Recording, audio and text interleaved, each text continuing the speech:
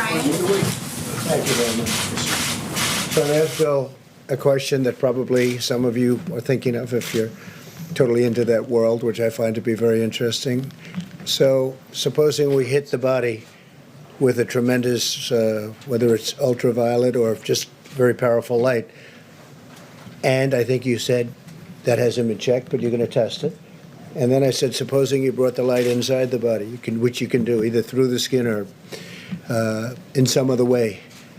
And I think you said you're going to test that too. Sounds interesting. Get the right folks who could. Right, and then I see the disinfectant where it knocks it out in a minute, 1 minute. And is there a way we can do something like that by injection inside or almost a cleaning? Because you see it gets on the lungs and it does a tremendous number on the lungs. So it'd be interesting to check that. So that you're going to have to use medical doctors with. But it sounds interesting to me. So we'll see. But the whole concept of the light, the way it kills it in 1 minute, that's pretty powerful. That is one of the most insane things anyone has ever said at a podium. Right? Is that yes extreme to say? That's the no. It is thing true that that is insane to say. We should put bleach in people to make them healthier. Mm-hmm. Yeah, that's insane. What makes it worse, I guess, is it's, while we've lost tens of thousands of Americans, this is what he's saying about, public health and how to save people. What makes it even worse, though, is what led to him saying it. Now, he said many crazy things over the course of the couple of months that they did those things. What made this crazier was Donald Trump is not a smart man. He's not a curious man. He doesn't have any of these characteristics. And lots of people, and I would say I have largely criticized him for that, saying, why don't you care more about the world? Why don't you want to learn? What makes this so embarrassing is that I think this was a demonstration that I should have thought before requesting that, because this was what we got when he was eager about science. And I'll provide evidence. You can see it on his face, though. He's like, you could try it with medical doctors, right? So what happened was that morning he had a briefing, and the briefing talked about a few things, including the fact that UV light on some surfaces could sterilize it when COVID was on that surface. He drew all of the wrong conclusions from it, and his curiosity being sparked led to him being dumber than ever before. So after they have the briefing, they're gonna do this public briefing. Privately, some of his aides were worried, we read. The COVID task force had met earlier to discuss most recent findings. Trump was briefed by a small group of aides, but it was clear to some aides that he hadn't processed all the details before he left to speak to the press. One former senior Trump aide said, a few of us actually tried to stop it in the West Wing hallway. I actually argued that President Trump wouldn't have the time to absorb it and understand it, but I lost and it went how it did. Yeah, he was interested in science for the first time in his life, and it led to him being dumber than he'd ever been before.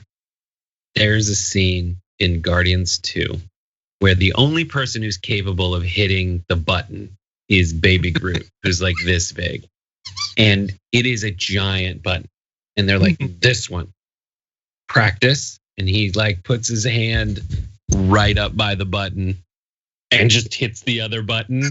Like that's Baby Groot Trump. That's just like, yeah. We use bleach to clean things on surfaces. Got it. Put it in their bodies. That's what we're doing. Yeah. Okay. Well, look, I've got a little bit more that I want to show you. In his lowest moment during the pandemic, Trump had more to say about bleach and disinfectant and all of this, while also complimenting himself along the way. So let's go to this next section. Probably an easy thing, relatively speaking, for you. I would like you to speak to the medical doctors to see if there's any way that you can apply light and heat to cure. If you could, and maybe you can, maybe you can't. Again, I say maybe you can, maybe you can't. I'm not a doctor, but I'm like a person that has a good, you know what. If you can't come up with the word brain, use that to inform other decisions that you make about intelligence and science and all of that. No one said you know what about their brain before. You know what? You only say you know what about like something you can't say on TV. Yeah, maybe that's what he's talking about. I'm not sure. Like I got Here's the thing, though. I don't. My mind can't summon it. I don't. You do though. You do. You're a medical doctor. He had. I think this was like a brief flash of, wait, maybe what I'm saying is not exactly nailing it, which is why he said, hey, I'm just saying, consider it. I don't know. I'm not a doctor. All I'm saying is I should be doing this via stream of consciousness live on television. I could talk to her anytime, not on camera. I'm choosing not to. I'm doing it in front of the press, which is a weird choice to make. Now, really fast, Brett, before we finalize this, I want to give you her response. Remember, we've criticized her in part for this response. Here is what she had to say a year ago today. Have you ever heard of that, the heat and the light relative to certain viruses, yes, but relative to this virus? Not as a treatment. I mean, certainly fever is a good thing. When you have a fever, it helps your body respond. But not as, I've not seen heat or light. I think it's a great thing to look at. I mean, okay. And then for a few seconds, he just looks to the camera for approval. She said, well, sure, fever. Man, he doesn't even realize what she's doing, how she's trying to protect him, and how stupid he looks there. It's like when someone you're trying to like look at a code for, like, she's just trying to foist benefit of the doubt onto the guy. And she is also mixing it with bedside manner and like America's the patient in that metaphor. And she's trying to be like, I know that I need to give you, like, he's not doing it. I need to give you some semblance of peace of mind and reassurance that the people, driving this flying umbrella are somewhat responsible. And someone's holding it down to the ground, but she can't.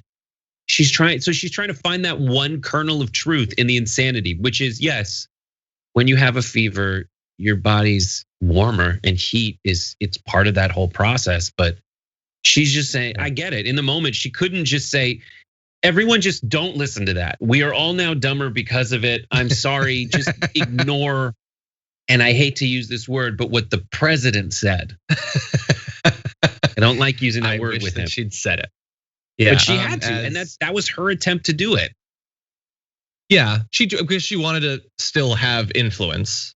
We don't know what it ended up being good for. She implies some things, but Kurt Berkler in the chat implied that he might have gotten this from that meeting. He might have gotten it from Stranger Things, though. I mean, if it works on the Shadow Monster, we're gonna heat this sucker out of Will Byers' body. It's so crazy. It's like a piano teacher who's like listening to them play the wrong notes, and she's like, he's trying. No, I know exactly what it is. I'm getting paid. I have during the pandemic, I have a remote trainer. When she encourages me, I don't think she gets it. I know how unearned the encouragement is, and it only makes me feel worse because I can look to my own failures. Trump can't do that. It would work for him. But anyway, exactly. We do these throwbacks to remember this crazy year that we've just had.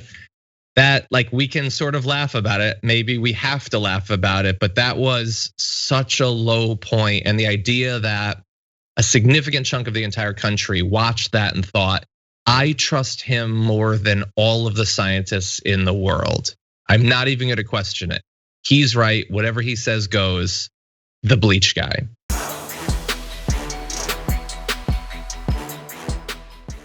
Check out the Damage Report podcast each day, wherever you get your podcasts, whether Pocket Casts or Stitcher or iTunes.